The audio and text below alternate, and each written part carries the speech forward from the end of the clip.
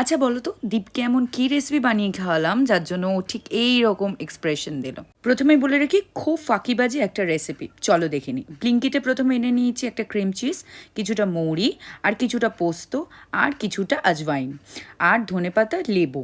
রেসিপির main character হচ্ছে এই পমফ্রেট মাছ। তার মধ্যে হলুদ আর নুন মাখিয়ে কিছুক্ষণ রেখে দাও। এবার চলো মশলাটা বানিয়ে নিই। তার জন্য লাগবে কয়েকটা লবঙ্গ আর কিছুটা সাদা গোলমরিচ।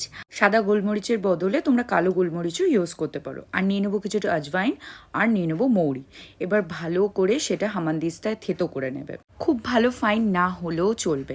এবার একটা থালার মধ্যে ভালো করে পমফ্রেট মাছগুলোকে ওপর নিচে এরকমভাবে ছুরি দিয়ে চিড়ে নাও।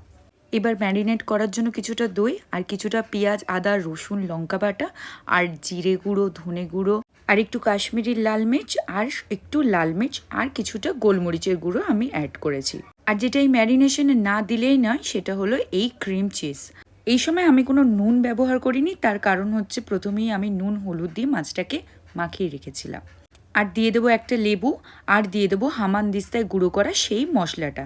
এবার ভালো করে মিক্সড করে নাও। এখানে যারা একটু মিষ্টি মিষ্টি খেতে চাও তারা চিনি না দিয়ে এখানে একটু মধু ব্যবহার করতে পারো। এবার মাছগুলোকে এক এক করে নিয়ে এপিট ওপিট করে ভালো করে তার মধ্যে মশলাগুলোকে ঢুকিয়ে দিতে হবে। এরপর 30 মিনিটসের জন্য আমি ফ্রিজে রেখে দিয়েছিলাম, তোমরা চাইলে আরও বেশিক্ষণ রাখতে পারো। নেক্সট স্টেপে একটা ডিশের মধ্যে পোস্তগুলোকে এইভাবে ছড়িয়ে দাও।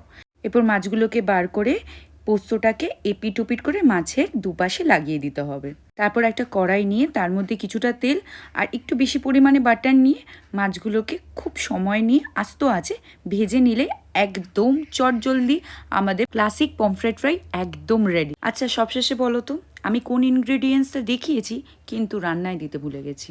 কমেন্টে আমাকে জানিও যদি তুমি ধরতে পারো। টাটা।